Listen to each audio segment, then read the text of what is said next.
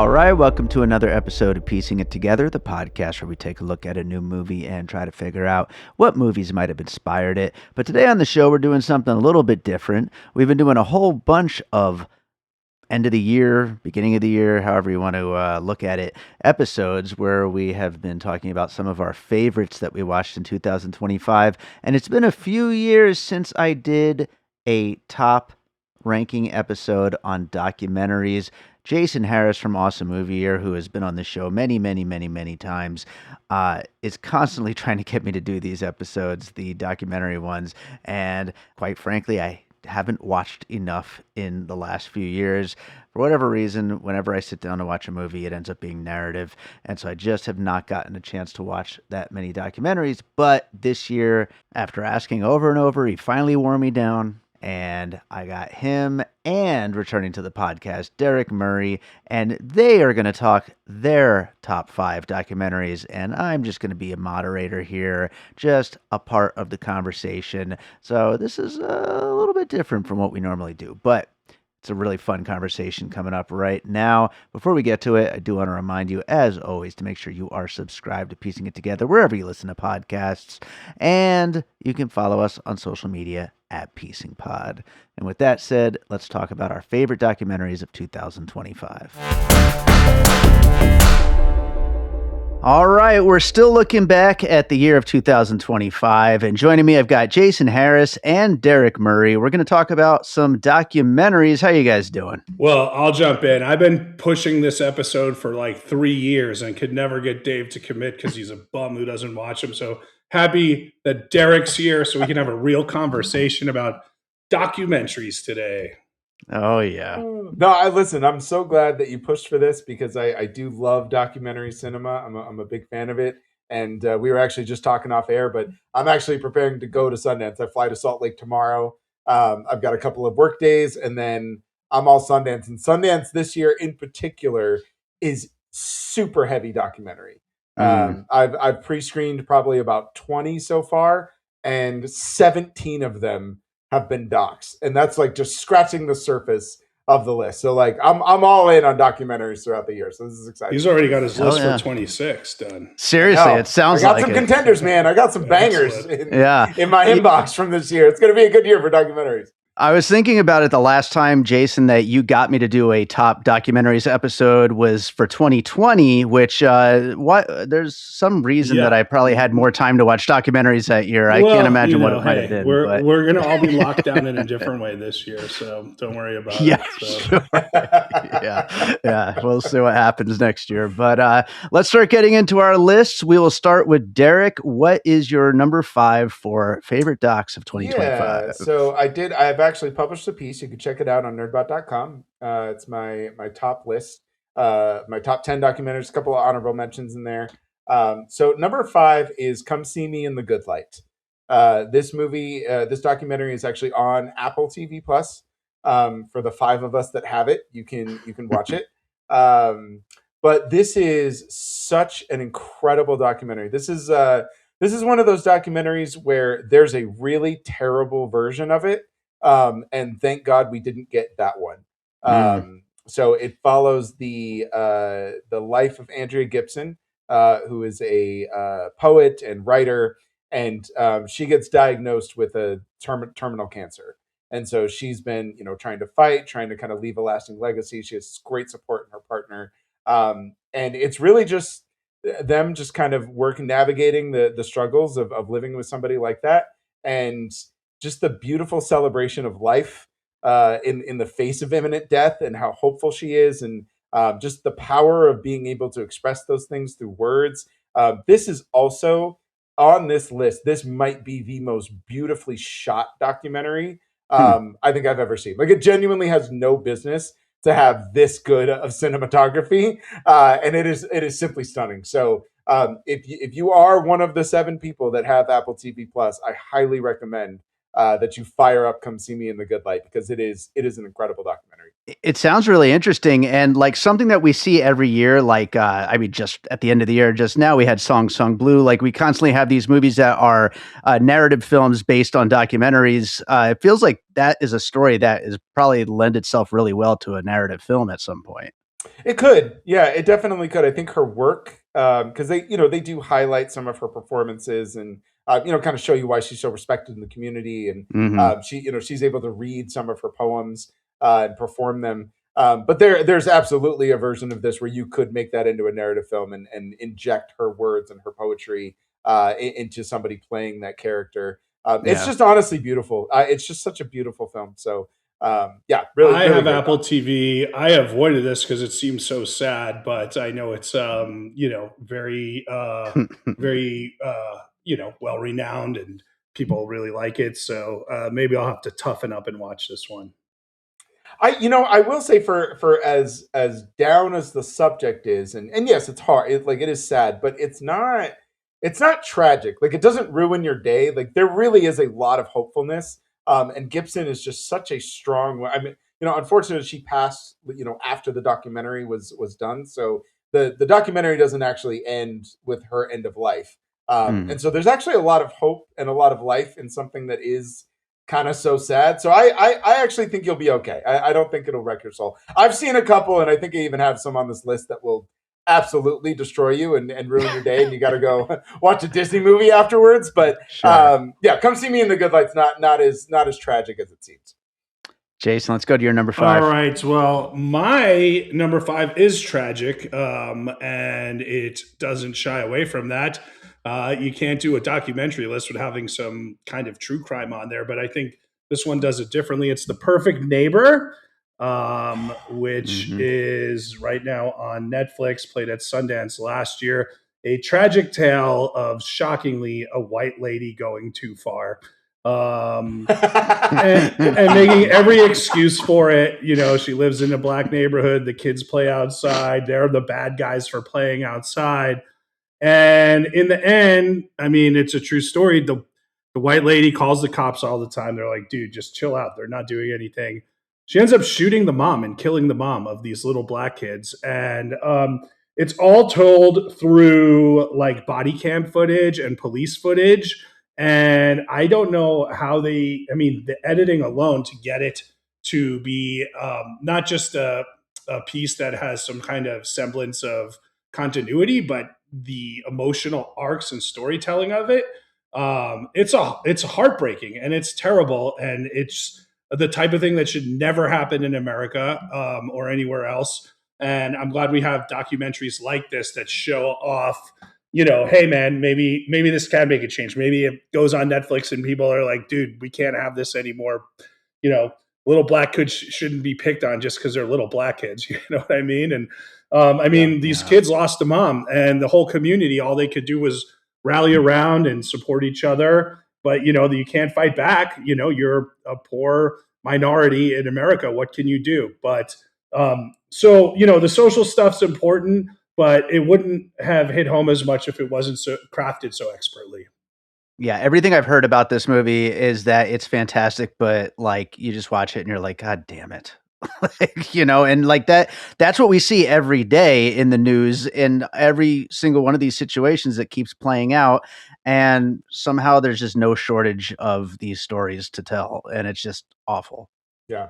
I don't want to jump ahead too far, but this is actually my number one documentary Oh of the wow! year. Yeah. There Yeah, we go. this movie is just phenomenal, and actually a lot of what you said, Jason, just the editing alone of just being able to basically create an entire narrative from start to finish with nothing but body cam and security footage. There are zero talking heads in this movie. It's just that's it.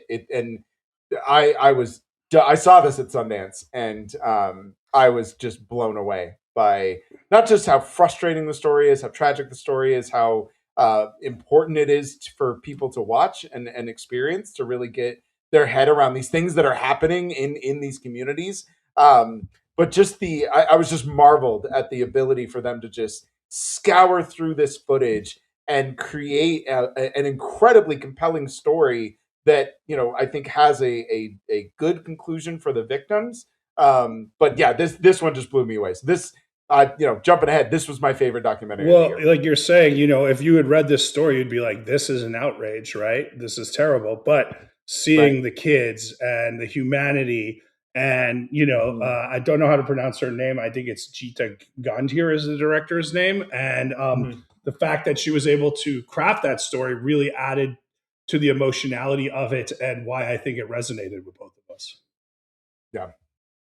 Well, Derek, let's go to your number 4. Yeah, number 4, keeping the can't believe this happens in America streak alive. My number 4 was Predators. This is a document. I think this might be on HBO Max. It is on Paramount Plus right now. Paramount Plus. Okay, that's a weird place for it to be. Where all the predators where all the predators are report about the king predator. So. Yeah, just for anybody listening or anybody watching, Jason and I have never met, and I can already tell he and I are good friends. Yeah, I can already tell we align on a lot. That's really cool. But yeah, no, Predators. So I remember I have kind of a personal relationship, not in that way, but I have a personal relationship to Catch a Predator because one of my teachers at my high school was actually on this show in the wrong seat. So I'm very closely tied to this material in that way. So, but one thing I really, really enjoyed about this documentary is how much it kind of just peels back the curtain and really examines that line that blurs between media sensationalization and actual police work, and just how detrimental this entire experience is when you turn something like this into a show to be consumed more than just the everybody involved is hurt. And it's really, really fascinating the way that they really kind of talk about how this show kind of rose to prominence, what happens why it collapsed in on itself, and what these people are doing now. So there's truly more than one perpetrator in this movie, and you will definitely discover that it's not always the people you're suspecting. It really opens up the varying perspectives you can have in the show. So Predators, I was really another Sundance doc, but I was really blown away by it. I watched it a few weeks ago, and yeah, it's another one. It's a hard one to, obviously that subject matter is never going to be easy. When I was a young comedian, I used to do this joke where I would say, hey, I was watching The Catching Predator this week, but I don't like any show where the good guys never win. So it's a funny joke, but you can't really use it anymore. That's a great joke. As someone who did stand up for 10 years, great joke. You. Zero fat. Well done. Thank you. There's a personal connection in the filmmaker was a victim or a survivor, and that really kind of hits home. But I do think all the stuff that you didn't expect, all the negative impact of the show. And at the end of the movie, they go to Chris Hansen, who's got his, online network now, and he's still doing the same thing, which fine one way or the other. But there's an 18-year-old who's in high school who's making a move on a 15-year-old. And this is in Michigan. If it was in Illinois, it would have been completely legal. But Chris Hansen did a whole To Catch a Predator on this guy and basically ruined this kid's life, and he's like, well, I took it down after the judge, said he could go to therapy. And it's like, but if you search the kid's name, the first 5 pages are, do they catch predator stuff? It's permanent. And Chris Hansen goes, it's permanent for now. Like he doesn't understand the word, what permanent means. Right. And I don't know. I just thought like that was a real, man, he just, I don't know how you could do that to 2 kids in high school. You know what I mean? Like that seems to be pushing the line. I do think, and they had the kid's mother on, which was really effective. I think, obviously they weren't going to get any of the predators who were on To Catch a Predator, but if you had that first person interview, it would have been really interesting to see like, hey, this, that, the other. But a few years ago, I listened to this podcast on the CBC called Hunting Warhead, and it was about how the cops couldn't track down the largest maker of child pornography in the world, but a journalist did, right? And he did all this kind of background research, and he found this place in like Germany where it's like a therapy center where would-be pedophiles or whatever can go in and say like, hey, I need help. I'm having whatever sexual urges and I don't want to commit this crime. And it leveled down the amount of crimes committed, right? Can you imagine if in America someone suggested like, hey, we should do this, right? And it's like they would be yelled at and screamed at, and it's like, of course, we're trying to prevent these crimes. No one's patting him on the back or anything, but I do think that would have been, you saw a lot of these predators saying like, I need help, and they're like, do you, or are you just saying that? And it's like, that would have been really nice if we got a little more into the emotional therapy needed for people, on both sides of that coin. Obviously, terrible crimes committed, but can we prevent them? That would have been great. Yeah. Yeah, that's a tough thing because and especially in this climate right now, like it's impossible to have any kind of resolution for any of that, and to make anyone better in that situation. Unless you're trying to cover up for the largest pedophile ring in the world. That can be done. Yeah.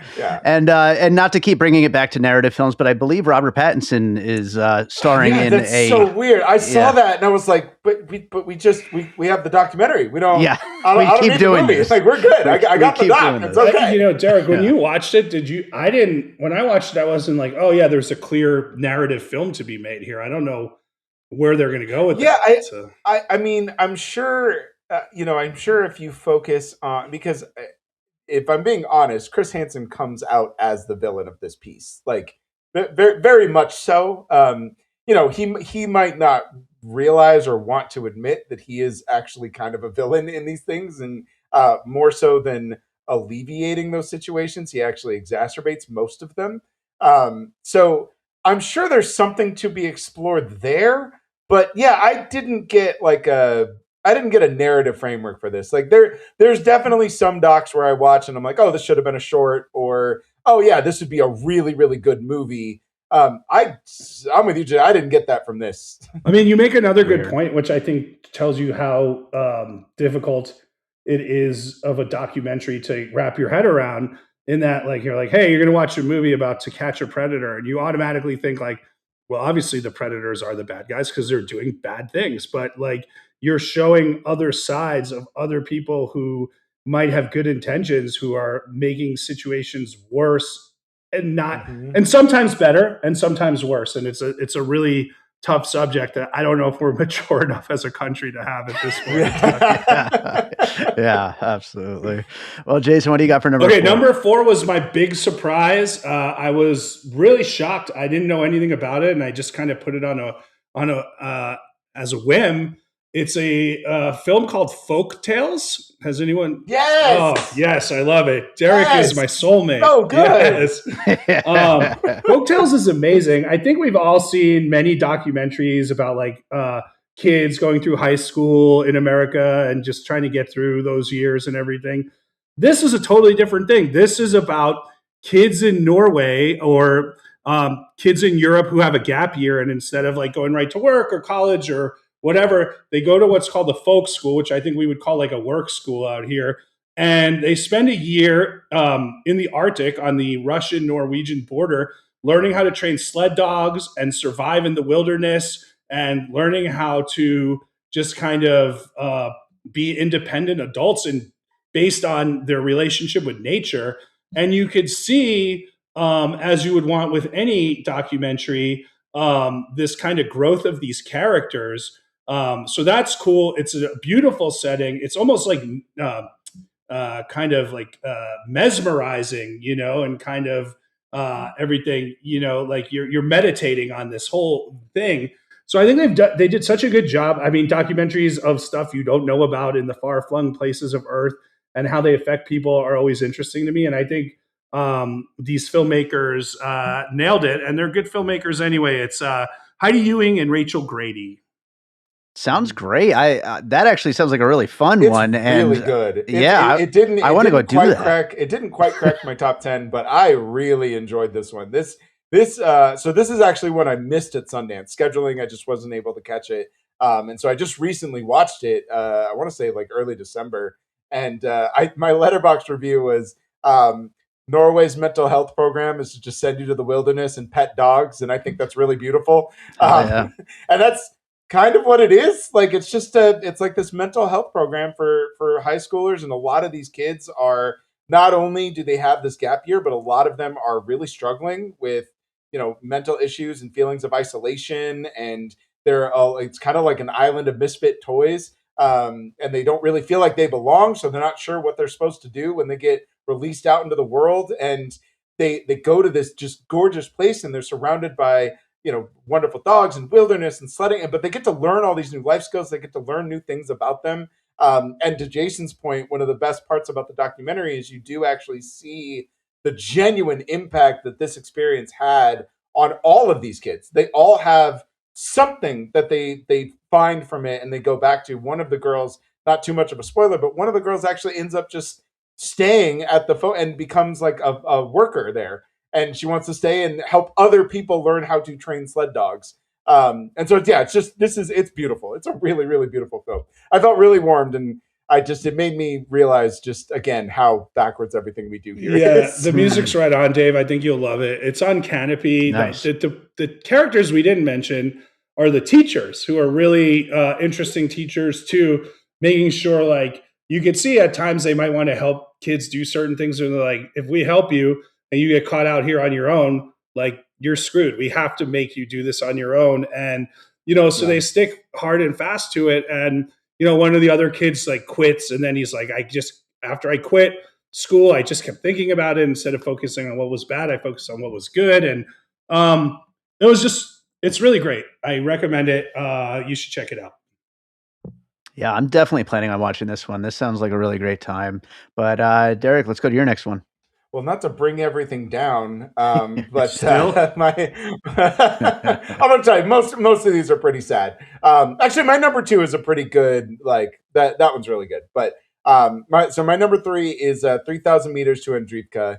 So this is by the same filmmakers that made 20 Days in Mariupol, which was also another film I saw at Sundance. And that movie wrecked me. And it was a movie that I watched.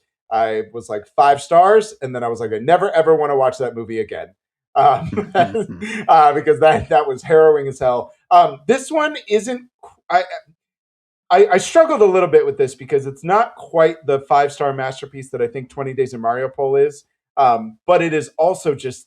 It's one of those movies that, as you're watching it, like you just can't believe the footage that they're able to get, because this is a guy who is literally on the front lines, like. Soldiers are dying next to him as he is like literally creating this documentary and filming this movie. And so it takes place in the Russian-Ukraine war. And essentially it follows one troop of soldiers who are tasked with taking back this small outskirt village called Andrivka. And there's a 2,000 meter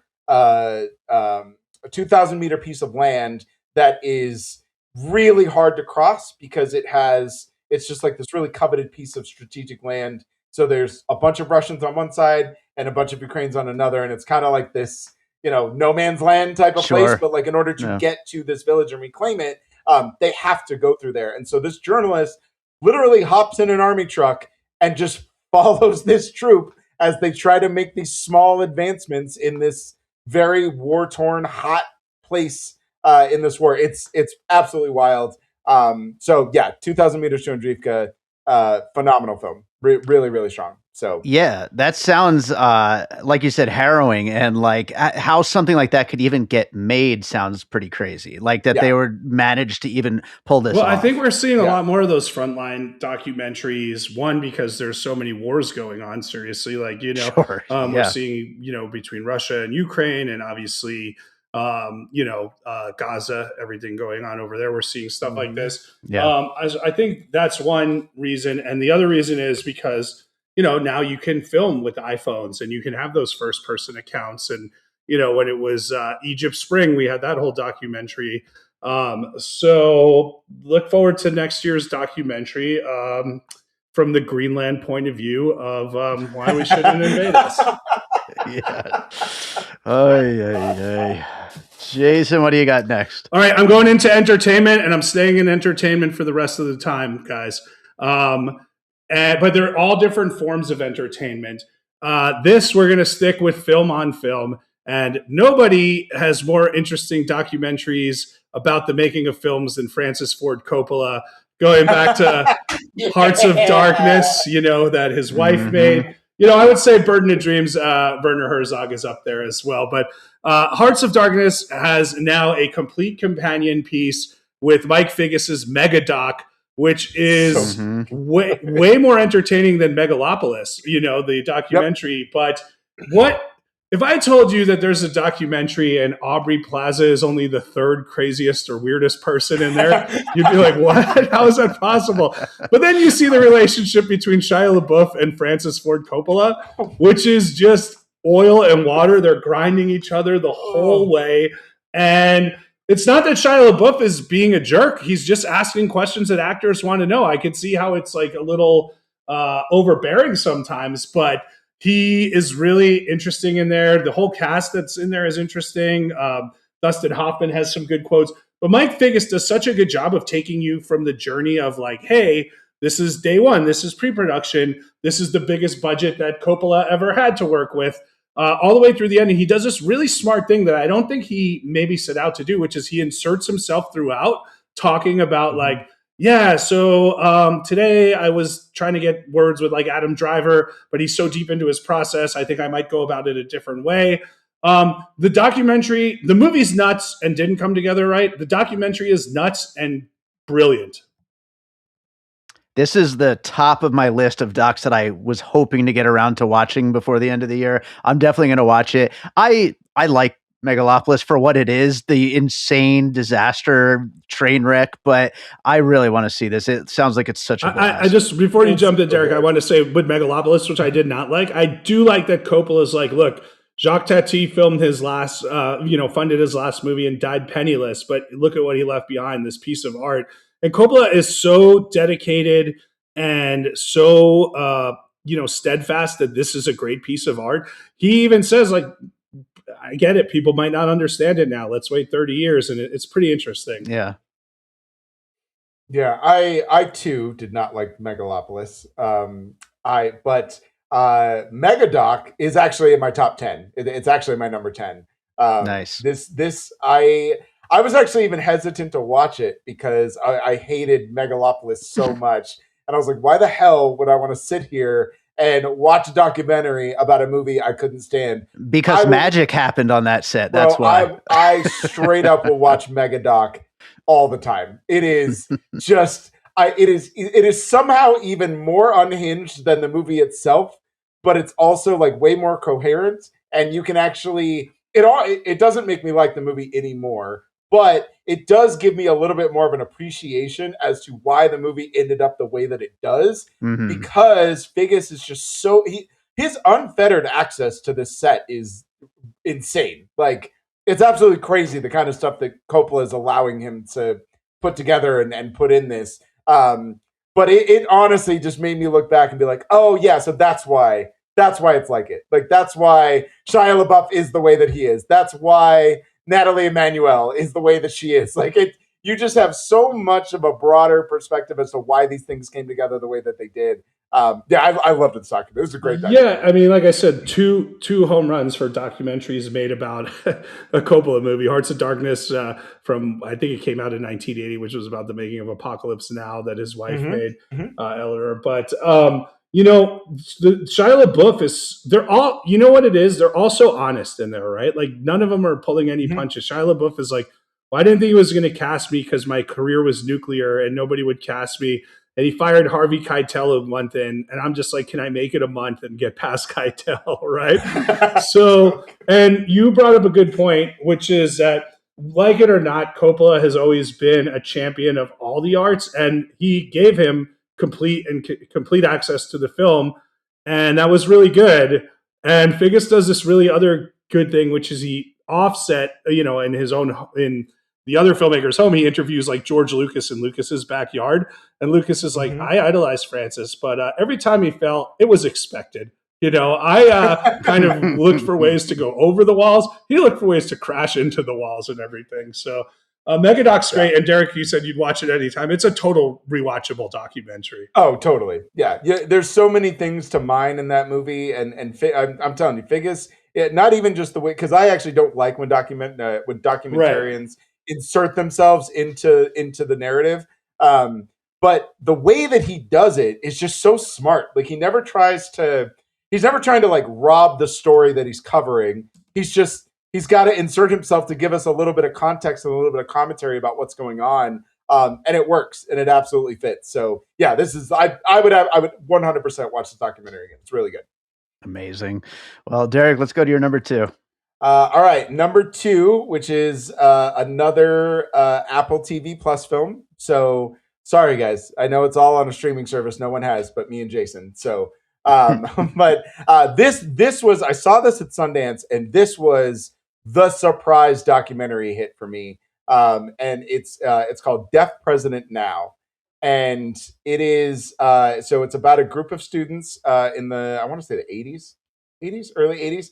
So it's about a group of students who are a part of this deaf college, and they've never had an actual deaf president of their school. It's always been someone who's hearing capable. And there's a new kind of, election, not election, but like they're gonna announce a new president, and it turns out to be someone else who has hearing capabilities. And so these collection of students just kind of start an organic protest demanding that they get an actual deaf president so that they can be represented by the people that actually understand them.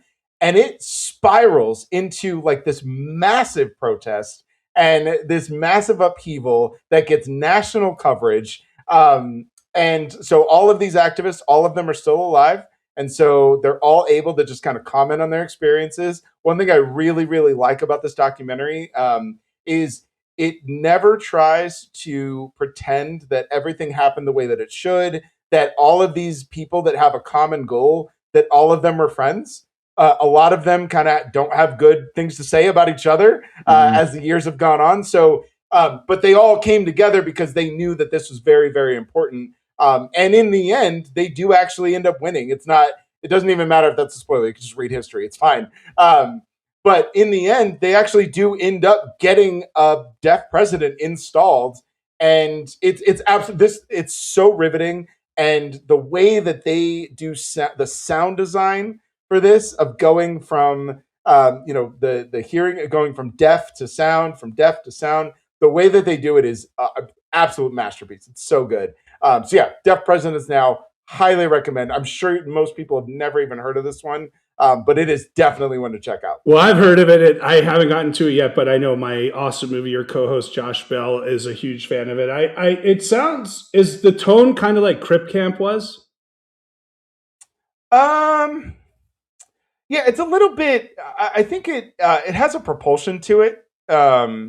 So yeah, it's not. Yeah, I would say yeah, a little bit. Cool. Well, I'm going to use that $12.99 that Apple TV Plus now makes me spend every month for some reason that I keep doing, and this will be on the short list of next ones to watch. Yeah, and I do love those kinds of docs when they go in a direction that you're just not really expecting, and they just keep like barreling forward and like get crazier and crazier and weirder. But yeah, it sounds great.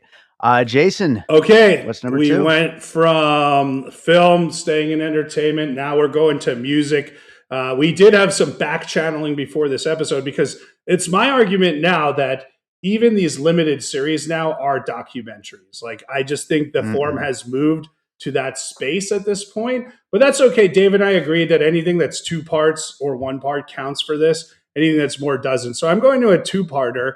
And if you told me that I needed a 5-hour documentary about Billy Joel in my life, I'd be like, nah, I sure don't. But then I watched Billy Joel and So It Goes by Susan Lacey and Jessica Levin. And it's one of the best kind of documentaries about music that I can remember watching. And I watch a ton of music documentaries. It's 2 parts. The first part of these are always going to be better because it's the guy's climb, and you see like, oh, how did he go from just being like this small singer-songwriter, in a bar in Hollywood to becoming like one of the biggest stars in the world. And then the second part is like, yeah, dude, he had a lot of troubles and he wasn't cool for a long time, but somehow his music came back around and is so in fashion again. And part of that is that he kicks so much ass in concerts still, which is great. But I think, to use a documentary of one that I didn't like, that I know people like, the Sparks documentary, which I thought would have been great for me, just felt like we were listing like career, listing. And then we did this album, And this does that in such a deeper way, like breaking down how he wrote the songs, why he wrote the songs, the personal relationships to the songs, what he was trying to do with each album. It was just a really fascinating, great documentary that I think anyone who loves music or art should watch. Yeah, I watched the first part of this on your recommendation, and I do want to finish it at some point. I did love that first part. It was great. And it's always like he's such a character, even now at this age, and he's always just so much fun to just sit and listen to. This is not one I have seen for two reasons. One, I'm not a big music biodoc fan. And then two, I'm not really that big of a Billy Joel I don't think you. I really don't think you need to be. Like I would. I mean, I saw Billy Joel once when I was in college, and it was good. But like, I would even say like a few years ago, I'd be like, yeah, his music kind of just doesn't stand the test of time. But it's come back in. I don't know how that happened, but it's really good. And I don't think you need to be a big fan because it's so deep into the process of like why he did the things he did that really I think resonates with anyone who's a fan of art of any type. Okay. Yeah. I mean, I'll put it on the list. Absolutely. Okay. So we are on to number one. And Derek, you already revealed that your number one is The Perfect Neighbor. Do you want to talk a little bit more about it? No, I mean, I think we've talked about it a lot, but yeah, Okay. I mean, this is one that everybody should see. I know it's a hard watch. I know it's going to frustrate you. I know it's going to leave you a certain way, but you should definitely watch. I mean, at one point, there's literal footage of the dad having to tell the kids that their mom is dead, and how they have to react, and it's like, these types of things should never happen here, but seem to be happening more and more. So, yeah. Jason. Okay, number one, we're sticking now. We've done multiple forms of art. So let's take on an artist who is a master at multiple forms. My number one documentary is Pee-wee as himself. The Pee-wee Herman documentary. I just thought, man, did we forget what a genius this guy was? And that's what's so cool about it is that he kind of reminds us of all the different stuff he did, from live stuff to how he set up the TV show to the movies, and just how individual and unique the stamp was on everything and why it was. Then you have this whole other issue, which is that the filmmaker, Matt Wolf, and Pee-wee kind of had this like relationship that was contentious at best. And Pee-wee was like, is he telling the truth? Is he messing with him? Is he messing with him as he's telling the truth? Like, it was all types of craziness. But to me, what the joy was seeing a singular genius in such a deep form. Yeah, I've heard nothing but great things about this. And, I don't remember if we've talked about this before, Jason, but I have not like watched any Pee-wee related thing since I was a child. And I feel like I need to like watch him again at some point. Yeah, well, he had that Netflix special or HBO special, in the last decade, before he had died. And Pee-wee's Playhouse is still fun to watch. But I think, going back and watching Pee-wee's Big Adventure, like, we're all Tim Burton fans, we're all Pee-wee Herman fans.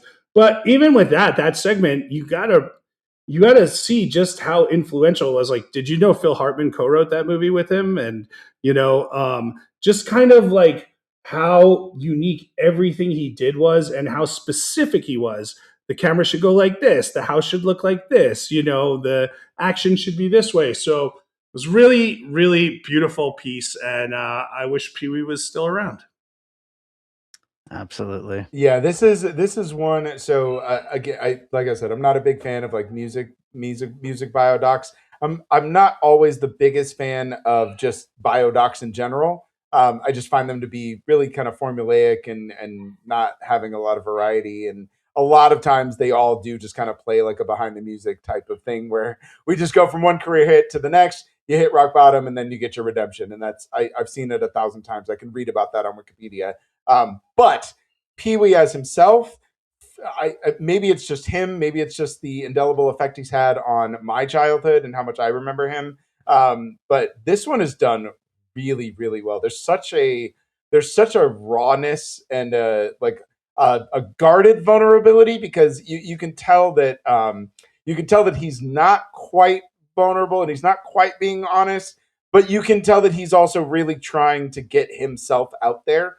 And that push and pull and that very contentious relationship he has with the filmmaker, that all comes through, and it honestly adds a whole new layer to this. And then to Jason's point, I completely forgot and completely missed how much of a artistic genius he actually was. If you just look at it from that small lens of, oh yeah, I remember Pee-wee's Big Adventure. That used to be a lot of fun. That's you're taking his career through a straw, right? Like there is way more that he contributed, and the effect he's had on artistry and performance and all of those and characterizations.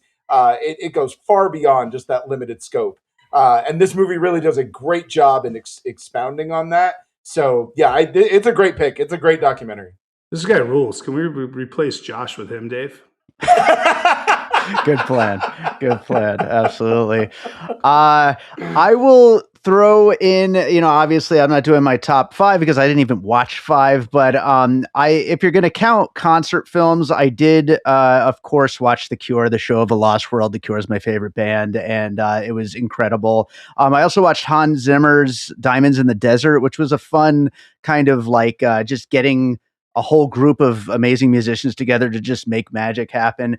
The one full-length actual documentary that I did get a chance to watch, and I saw it in IMAX, was Becoming Led Zeppelin, which was a lot of fun. It was, it's a lot of great behind-the-scenes footage of them and, what they kind of went through as a band. But the best parts of it, for anyone who hasn't seen it, are really not even them, but the old concert footage of some of their favorite like blues and R&B bands that they used to go and watch when they were like just kind of getting together and just meeting each other. And some of that stuff was as good, if not better, than watching Led Zeppelin performances in IMAX. But the whole thing was just an awesome experience because obviously when you listen to Led Zeppelin, you want to hear it very loud. So getting to see that in IMAX was pretty great.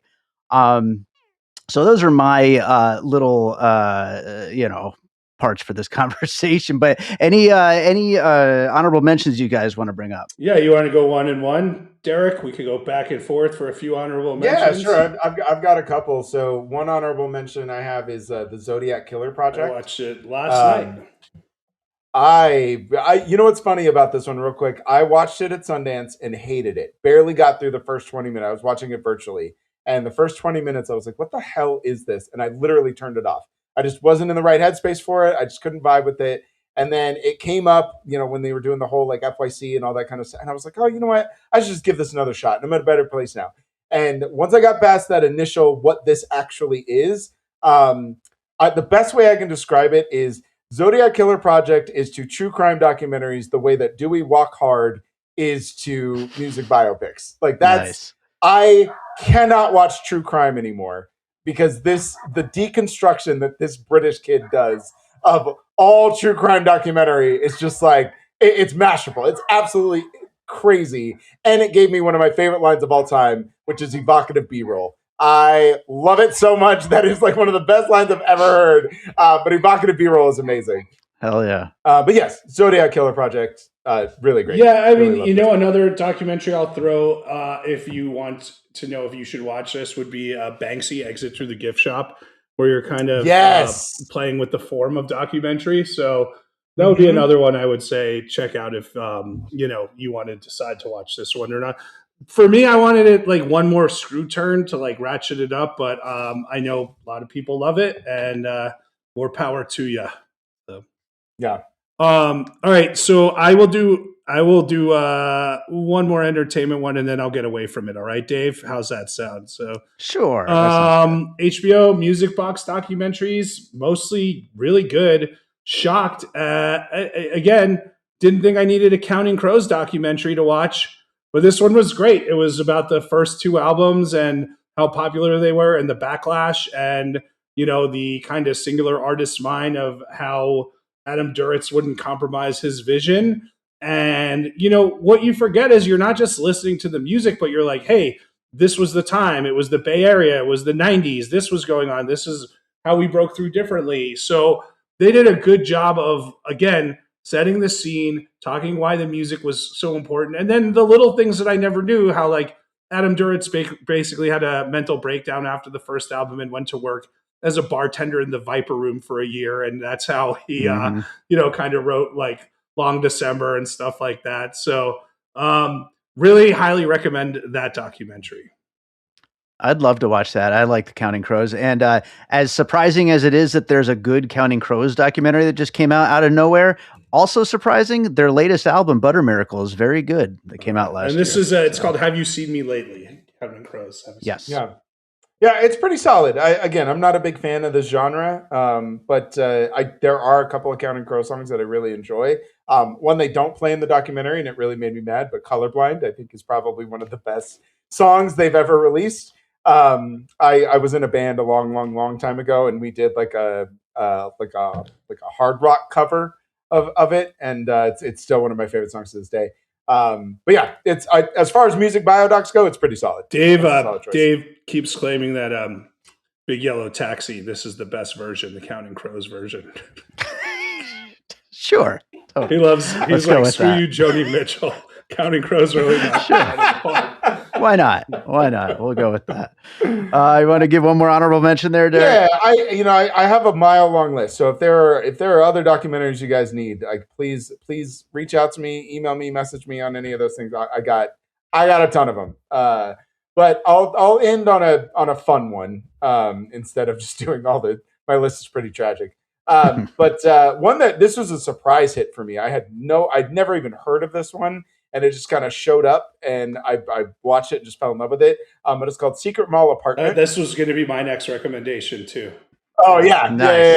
Nice. This one truly came out of nowhere. Like I didn't know what to expect. I didn't know what this was, and the longer it goes on, and the deeper it gets into what it's actually trying to accomplish and the themes, I just straight up blown away by this documentary. I don't even want to tell you really what it's all about, but it's literally about a secret mall apartment, like basically a group of artists that have nothing to do, that are watching their city be gentrified, just make some offhanded remark about wanting to live in the mall, and they just kind of go hunting, and they manage to find this blank space just kind of tucked away into this corner of this constructed mall that looked like it was going to be finished, but because of the way that the mall is designed, it's literally just negative space that exists within these walls. And they build an entire livable apartment in this space. It is absolutely insane how they do it. And it's just, there's nothing special. They're just artists.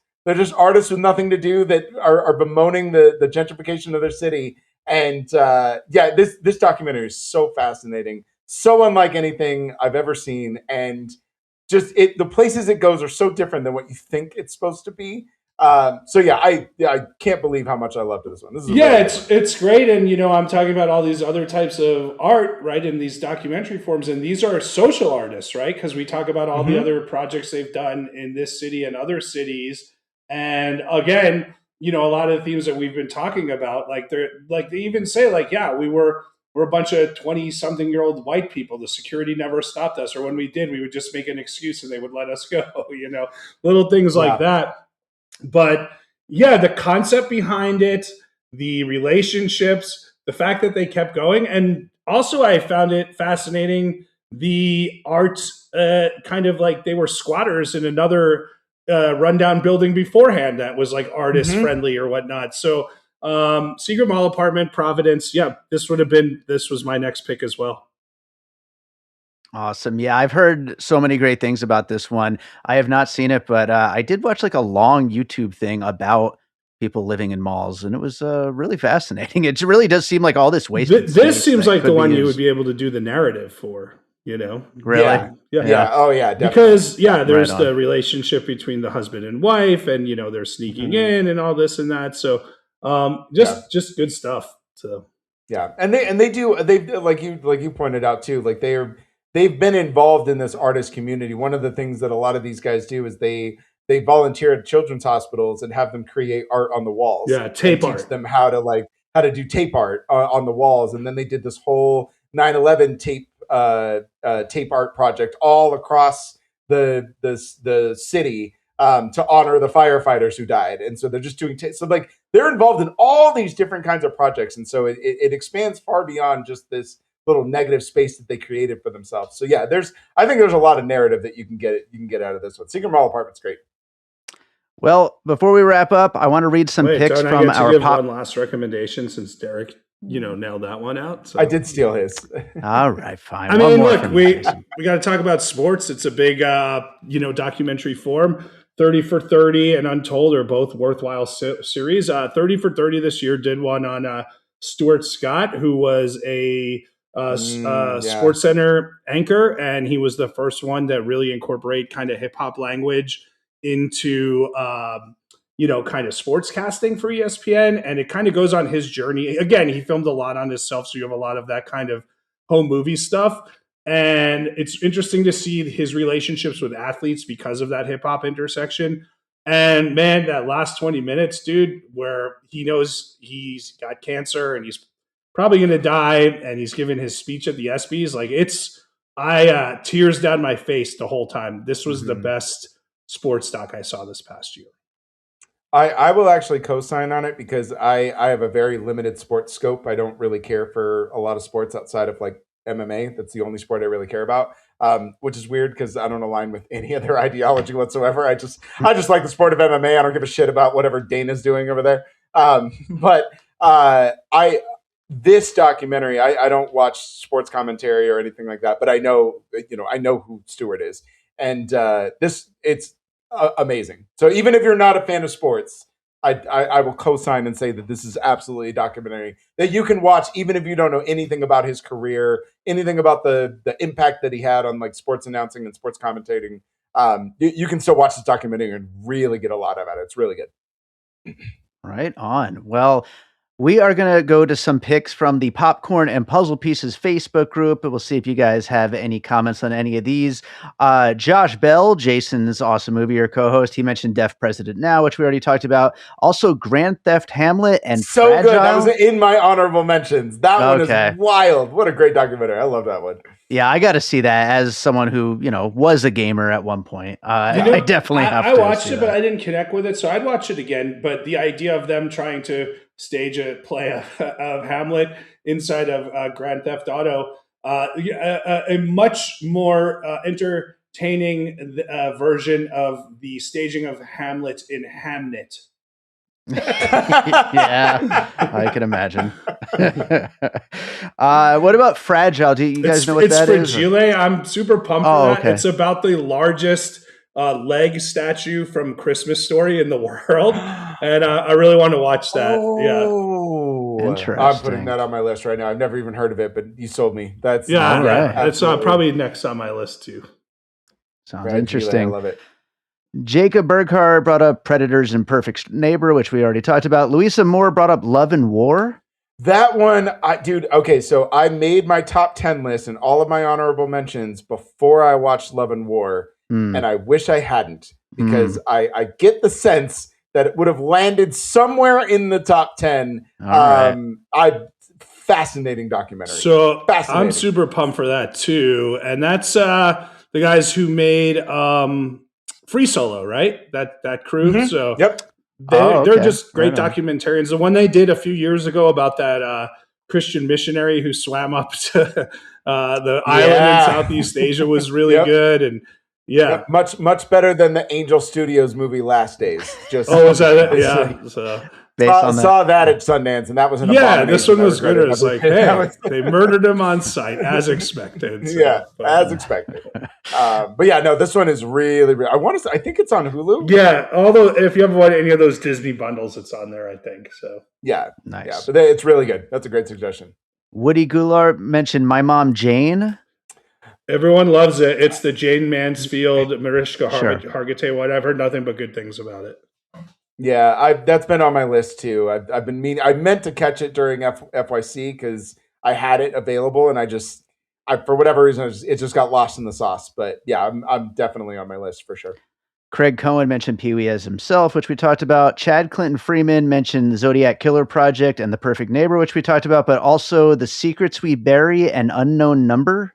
Anything on those two? I think The Secrets We Bury is like one of those HBO or ID bio shows, but I don't really know much about that. And Unknown Number, I'm going to just look it up now because I don't know it. So. Yeah, I've never heard of that one. Unknown Number. Oh, I saw this. I watched it. It's fucking. It's high school catfish. Yeah, it's harrowing and terrible. And don't watch it with. So I watched it with my daughter. And no, I mean honestly, it was a really hard watch, but at the same time, like it was an important watch. This girl has a boyfriend, and they're like a nice, sweet high school couple, and then this unknown number keeps tormenting the girl, right? And just gross, vile, disgusting stuff like that. I didn't really want to watch with my kid. Like your boyfriend wants me because my pussy's so creamy. Seriously, and you need to know what she's saying. And she's saying stuff like, "If you come out, we're gonna murder you," and this and that. It's the fucking girl's mom the whole time. The mom is catfishing. And it doesn't ruin the movie for you because this is real. This happened, right? So yeah. You know what? I think I have seen this. So she's ruining. This sounds really familiar. She ruined her. That twist that you just said reminded I think I've seen this, and I just forgot that I'd watched. She's just ruining her daughter's life, her daughter's boyfriend's life. Obviously, she has a crush on the boyfriend. She's got a lot of issues that has to work out. And then when it's time to take responsibility, she makes this excuse. She doesn't. Yeah, right? She's like, "Well, I went through trauma, so I didn't want my kid to go through trauma, so I traumatized my kid." Yeah. So this sounds really. Yeah, it's a hard one to watch, but it's a good film. Yeah. Wow, we ended on a dark one. That is for sure. Thanks, Chad. Jesus Christ. Yeah, thank you, Chad. Well, right on, guys. It's been a great conversation here. Let's start with you, Derek. Tell people where they can find you and everything that you're up to. So you can find all of my written work at nerdbot.com. Very very great website. I put all my posts on there, and you can read all my written pieces. I'll be covering Sundance very soon. So definitely check back because I'll be trying to cover as much as I can from the ground. You can check out all of our podcast work and some other great work over at For Real Entertainment. That's FORREEL. This is forreal.com. We do a lot of great stuff over there as well. And then you can find me on pretty much all the socials at DRock Comedy. It's DROK Comedy. I am also over 40, so I am clearly on Facebook. And you can just search my name. My profile is public, so just Derrick Murray. You'll see me. How about you, Jason? I'm on Friendster. It's going well. Yeah, there you go. Yeah. Stay strong, MySpace. Stay strong. Tom will be listening to this episode. So, everyone, Dave, I'm on your podcast a lot, which I appreciate. So, Jason Harris Comedy or J Harris Comedy on all the socials. Go for Jason on Letterboxd. Still making moves in South America. And then, awesome movie year. We're about to start 1985 soon. We're really excited to get into that. Absolutely. It's going to be a fun one. Well, guys, thanks so much for doing this. Maybe I will watch some of these movies by next year, and we can all recap episode. All right. So I hope you enjoyed that conversation about some of, well, not my favorite, but Jason Harris and Derrick Murray's favorite documentaries of 2025. Thank you to Derrick and Jason for joining me on that one. And thank you to all of you for listening. If you're enjoying piecing it together, make sure you're subscribed. Like I said, there's lots of other episodes, top 10 films of the year, top 10 first-time watches. I still have a top 10 scores episode that will be coming soon, and plenty of other stuff looking back at 2025, and plenty of other brand new episodes on brand new films to look forward to. So make sure you're subscribed wherever you're listening. And you can follow us on social media at Piecing Pod and join our Facebook group, Popcorn and Puzzle Pieces, where we continue the conversation about all the movies we talk about here on the show. So with that said, let's close this out with a piece of music like I always do. And let's see, what should I play? This is usually where I would probably play, I'd say, oh, well, here's something I did for a documentary. That would fit well, but I'm not going to do that because I don't feel like digging around my hard drive looking for some stuff. I haven't done music for a documentary in quite a few years, like probably 10 years, so I don't feel like digging that up. So instead, I'm just going to play a cool track. How about that? From an album I put out last year called Missing Pieces, I am going to play a track called Throughout the World. Why? because I just picked it. So let's go with Throughout the World from the album Missing Pieces. Hope you enjoy it, and we'll be back with more Piecing It Together real soon.